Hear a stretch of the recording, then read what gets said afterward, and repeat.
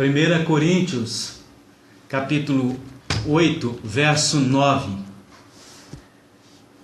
Pois conheceis a graça de nosso Senhor Jesus Cristo, que sendo rico, por amor de vós, se fez pobre, para que, pela sua pobreza, fosseis enriquecidos. Prezados irmãos e prezados amigos, gostaria de falar-lhes no próximo programa a respeito da riqueza de Jesus. Algumas pessoas fizeram a sua opção pela pobreza, seja pobreza financeira, pobreza intelectual, seja espiritual.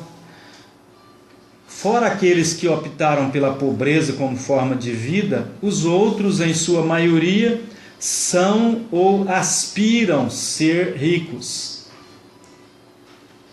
A riqueza é, portanto, um assunto palpitante. Jesus foi e continua a ser rico. Queremos abordar alguns aspectos da riqueza de Jesus.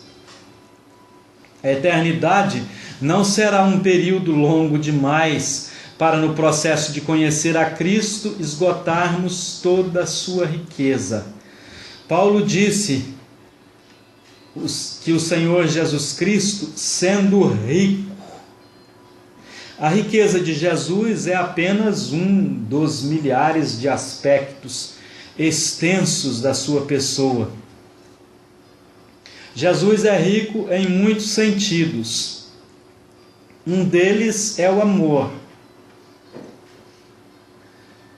O amor foi uma riqueza exibida por Jesus em suas palavras, ações e reações. Ele falou: ninguém tem maior amor do que este. Recomendando o amor aos seus discípulos, ele falou: novo mandamento vos dou, que ameis uns aos outros, assim como eu vos amei.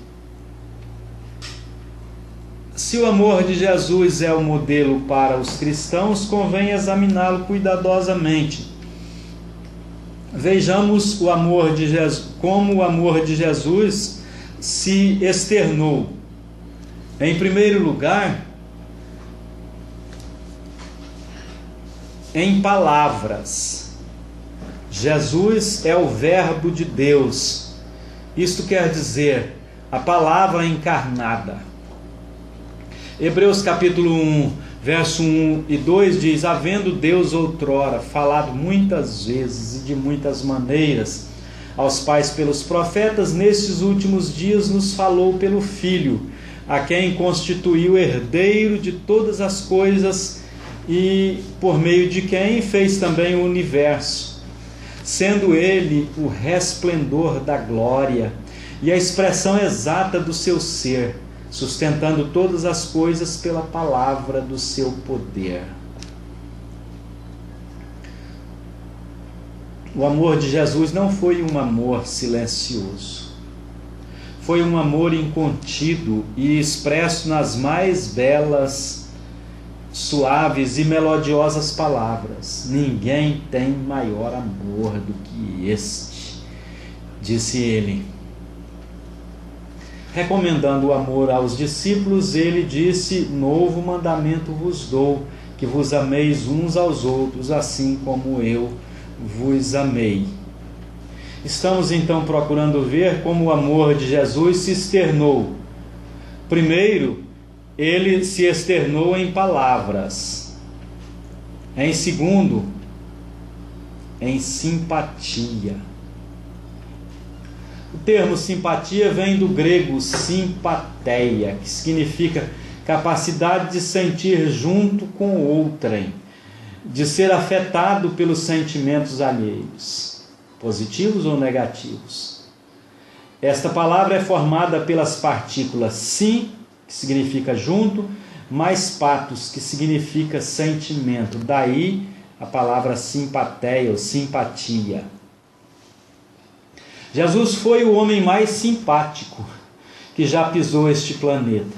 Até as crianças ficavam fascinadas por sua presença e amizade. Numa época em que as crianças não tinham voz nem espaço entre os adultos, Jesus revolucionou também este costume, dizendo: deixai vir a mim os pequeninos e não os embaraceis, porque dos tais é o reino dos céus. Digo-vos que quem não se tornar como criança, de maneira alguma entrará no reino dos céus. Ao dizer isto, tomava as crianças em seus braços. As mulheres, antes discriminadas e tratadas como objeto de prazer, foram também por ele dignificadas. Os publicanos, os pecadores, os leprosos, as prostitutas, os párias da sociedade, acharam nele acolhimento e simpatia, a ponto de os religiosos apelidarem-no de amigo dos pecadores, imaginando assim poderem desqualificá-lo. Jesus disse: novo mandamento vos dou, que vos ameis uns aos outros, assim como eu vos amei. Se o amor de Jesus é modelo para os cristãos, convém examiná-lo cuidadosamente, percebendo que ele se externou em palavras, em simpatia e em empatia. Empatia é a junção de em, que significa dentro, mais patos, que significa sentimento. Ou seja, a capacidade de se projetar para dentro da pessoa, vivenciando a sua dor ou alegria. É nesse sentido que a Escritura ordena: chorai com os que choram e alegrai-vos com os que se alegram. Chorar com os que choram pode ser relativamente fácil. Agora, alegrar-se com os que se alegram é bem mais difícil. Isso porque, em ocasiões diversas, a conquista do outro era justamente o nosso sonho de uma vida inteira. Aí acontece de algumas vezes os sentimentos se transformarem em inveja. O apresentador Milton Neves tem tiradas interessantes. Ele disse que a inveja é o mau hálito da alma. A inveja faz surgir os questionamentos e o sentimento de frustração vem à tona. Sabe-se que Jesus foi empático nos dois aspectos, na dor e na alegria. Quando convidado a participar de banquetes, aceitou sem pestanejar. Numa festa de casamento, para salvar os donos da casa de um constrangimento arrasador, ele fez seu primeiro sinal como Messias de Israel. Por sua anuência em participar de festividades, Jesus foi acusado de ser comilão e beberrão de vinho. Alegrava-se ele com os que estavam alegres, compadecia-se e chorava com os abatidos pela tragédia. Ele fez isso na cidade de Naim, quando uma viúva chorosa acompanhava o cortejo fúnebre do filho único. Movido de compaixão, Jesus disse: mulher, não chores. E ordenou que o morto se levantasse. E o morto levantou-se. Mesmo aconteceu em Betânia. Lázaro, irmão de Marta e Maria, estava doente. Jesus amava Lázaro e suas irmãs. Por isso é convocado a vir sem demora. Mas Jesus se demora ainda mais 2 dias. 4 dias depois, Jesus chega e, abraçado às irmãs, chora a morte do amigo. Esta era uma situação irreversível. Mas para Jesus não há calamidade que não possa ser convertida em alegre canto. Lázaro foi trazido de volta à vida, numa demonstração do que ele fará a nós, seus amigos, quando jazermos no túmulo. Hermes, dirá ele, sai para fora.